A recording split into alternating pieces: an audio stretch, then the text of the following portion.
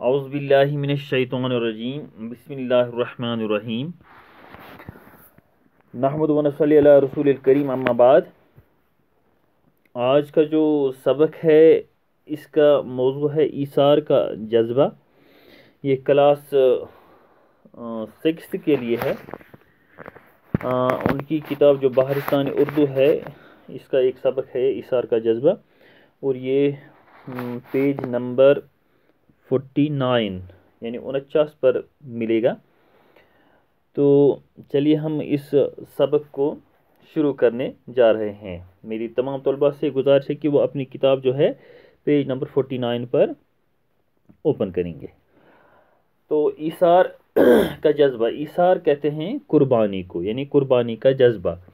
یہ تو ہر ایک میں یہ قربانی کا جذبہ ہونا چاہیے۔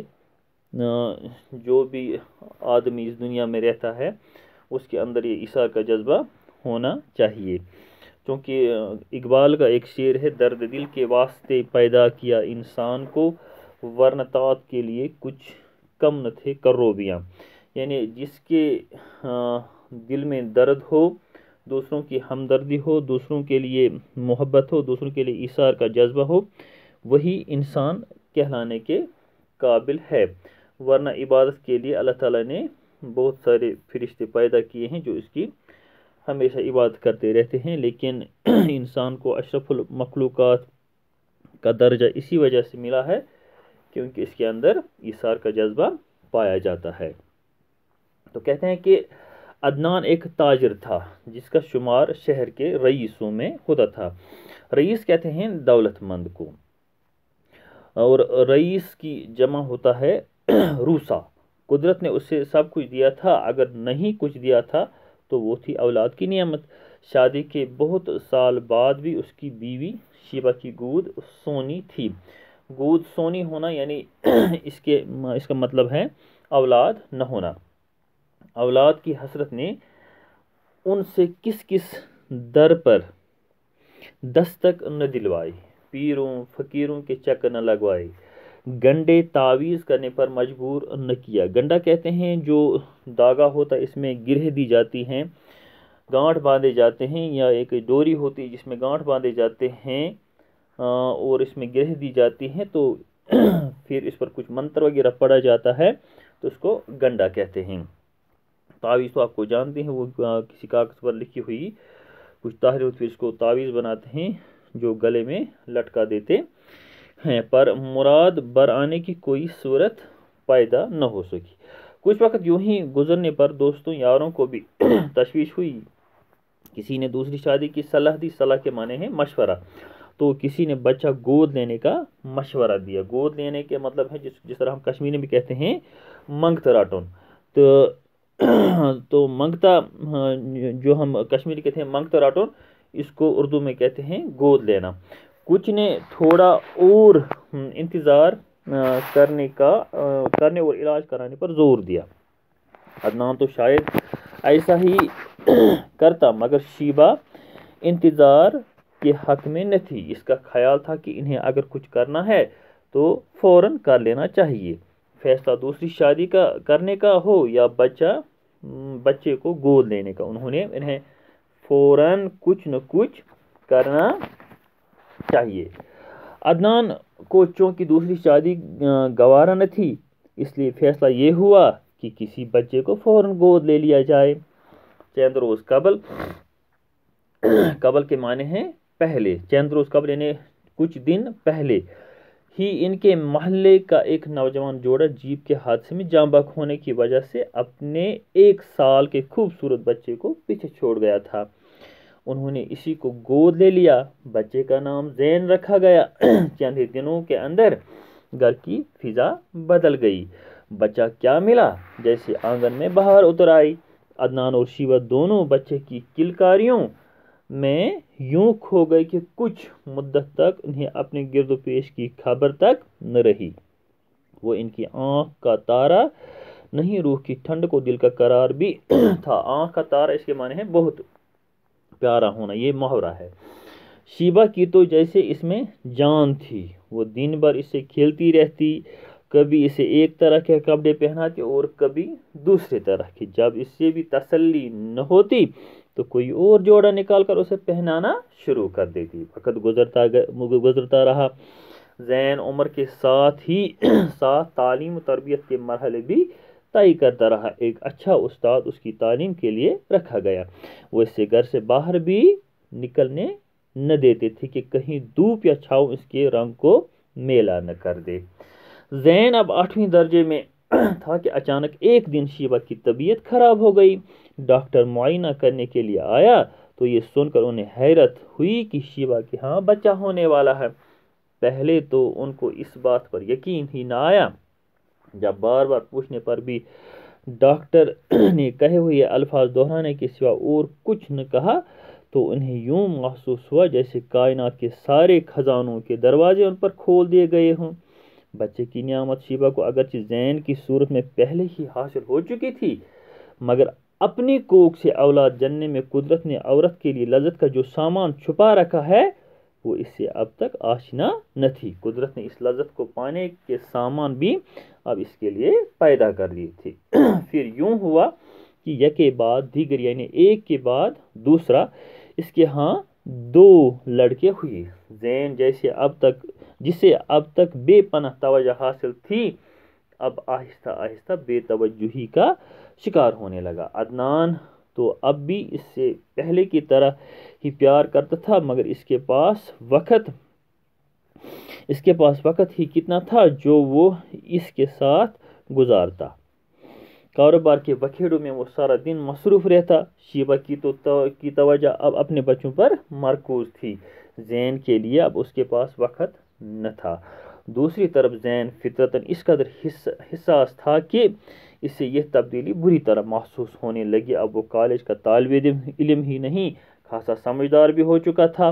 پہلے تو اپنی ماں کے برتاؤ میں نمودار ہونے والی تبدیلی کی وجہ اس کی سمجھ میں نہ آئی. پھر ایک دن جب وہ کالج سے گھر پہنچا تو اسے ماں باپ کی گفتگو سننے کا موقع مل گیا، جس سے اس پر یہ راز فاش ہوا یعنی بید کھل گیا کہ وہ آج تک جنہیں اپنے والدین سمجھتا رہا ہے وہ دراصل محض اس کے پالنے والے ہیں. اس انکشاف سے اگرچہ اس سے بڑا صدمہ ہوا مگر اس نے ان پر یہ ظاہر نہ ہونے دیا کہ اس سے حقیقت معلوم ہو چکی ہے.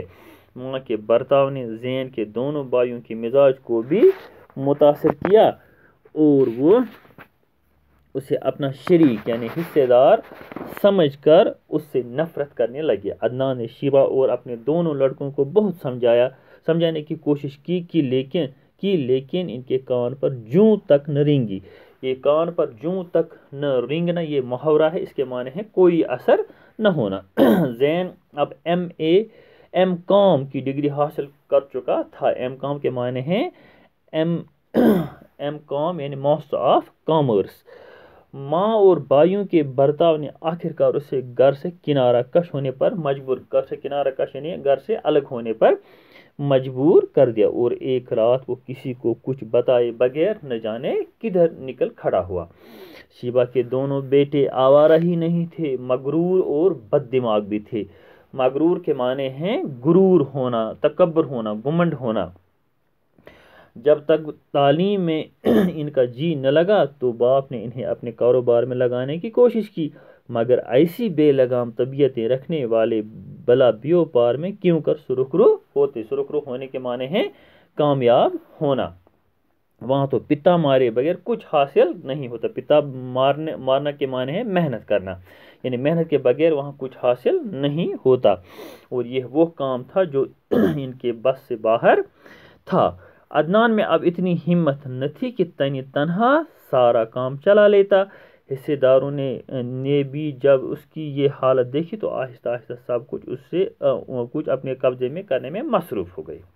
نتیجہ یہ ہوا کہ کچھ مدت بعد اس کا دیوالا پٹ گیا، یعنی عدنان جو ہے وہ کنگال ہو گیا. دیوالا پٹ جانے کے معنی ہے کنگال ہونا. کہتے ہیں مصیبت کبھی تنہا نہیں آئی. تنہا کے معنی ہے اکیلی. دولت کیا گئی، صحت نے بھی جواب دیا. بیماری نے اس طرح آن دبوچا کہ دیکھتے ہی دیکھتے عدنان کا وجود محض ایک سایہ بن کر رہ گیا۔ ڈاکٹروں نے معائنہ کرنے کے بعد، یہاں آج ہم عام طور پر اس کو بعد پڑھتے ہیں، بعد لفظ نہیں، یہ لفظ ہے بعد، تو اس کا جو صحیح تلفظ ہے وہ ہے بعد۔ معائنہ کرنے کے بعد اس کے دونوں گردے ناکارہ ہونے کا اعلان کر دیا۔ اب اس کے زندہ ہونے کی واحد امید یہ تھی کہ اس کا کم سے کم ایک گردہ تبدیل کر دیا جائے۔ یہ واقعہ 5-10 برس پہلے پیش آیا ہوتا تو کسی بھی قیمت پر گردہ حاصل کیا جا سکتا تھا۔ اب تو 2 وقت کی روٹی بھی میسر نہ تھی، گردے کی قیمت کہاں سے ادا ہوتی؟ آوارہ بیٹے تو باپ کو کنگال پا کر پہلے ہی نہ جانے کدھر نکل چکے تھے۔ ایک شیبہ تھی جو اپنے غلطیوں کا کفارہ مانے جرمانہ، یعنی تلافی ادا کرنے کے لیے اس کا ساتھ دیے جا رہی تھی۔ اپنی اپنی جگہ پر دونوں کو یہ خیال اب رہ کر پریشان کر رہا تھا کہ انہیں زین سے کی گئی ناانصافی کی سزا مل رہی ہے، لیکن اب پچھتانے سے کیا فائدہ تھا؟ زین جب گھر سے نکلا تو اس سے یہ معلوم نہ تھا کہ کدھر جانا ہے۔ اس نے قدم کیا بڑھائے کہ اس کا راستہ خود ہی اسے منزل کی طرف کھینچتا گیا۔ وہ اپنے شہر سے بہت دور جا کر ایک فیکٹری میں ملازم ہو گیا اور اپنی انتھک محنت کے ذریعے ترقی کرتا ہوا 10 برس کے اندر ہی فیکٹری کے ایک طویل کے معنی ہیں لمبا، طویل سلسلے کا جنرل منیجر بن گیا، اور اب وہ ایک رئیس گھرانے کا داماد بھی تھا۔ تو ایک دن وہ اپنی کوٹھی کے لان میں بیٹھا اخبار پڑھ رہا تھا کہ اس کی نظر ایک اشتہار پر پڑی۔ اس میں عدنان کی زندگی بچانے کے لیے ایک گردہ عطیے کے طور پر دینے کی درخواست کی گئی تھی۔ اس زمانے میں جب کہ ہزاروں روپے خرچ کر کے بھی ڈنگ کا گردہ حاصل کرنا آسان کام نہیں تھا، بھلا عطیے کے طور پر اسے گردہ کون دیتا؟ زین خبر پڑھ کر ہی اٹھ کھڑا ہوا اور بیوی کو بتائے بغیر اپنی سیکرٹری کو ساتھ لے کر روانہ ہو گیا۔ دوسرے دن صبح وہ عدنان اور شیبہ کے سامنے موجود تھا۔ باپ کی حالت دیکھ کر زین دیر تک اس کا ہاتھ اپنے ہاتھ میں لیے روتا رہا۔ وہ ماں کے گلے لگ کر بھی دیر تک سسکیاں برتا رہا۔ یہ وہی لوگ تھے جنہوں نے اسے اس زمانے میں وہ سب کچھ دیا تھا جو اسے اس وقت کوئی دینے والا نہ تھا۔ انہوں نے اس کے لیے کیا کچھ نہیں کیا تھا۔ پرانی یادوں نے اسے نڈھال کر دیا۔ نڈال کے معنی ہیں کمزور کر دیا۔ وہ 2 شخصیتیں جنہیں وہ ہمیشہ پوجتا رہا تھا اب محض ہڈیوں کے ڈھانچوں کی شکل اختیار کر چکی تھی۔ کچھ دیر بعد اس نے خود کو سنبھالا، پھر ڈاکٹروں سے مشورہ کرنے نکل پڑا۔ دوسرے دن عدنان کا آپریشن کر دیا گیا۔ زین نے اپنا ایک گردہ باپ کی نظر کر کے اس کی جان بچائی۔ وہ چاہتا تو دولت کے بل بوتے پر ایک گردہ کسی سے حاصل کر سکتا تھا، لیکن ایک تو عدنان کی حالت اس قدر خراب ہو چکی تھی کہ ایک دن کا انتظار کرنا بھی خطرے سے خالی نہ تھا، اور دوسرے وہ اس سعادت کے معنی ہیں نیکی، اور اس خوش قسمتی، خوش نصیبی، نیکی اور بلائی وغیرہ، اس سعادت کو وہ اپنے ہاتھ سے جانے نہ دینا چاہتا تھا۔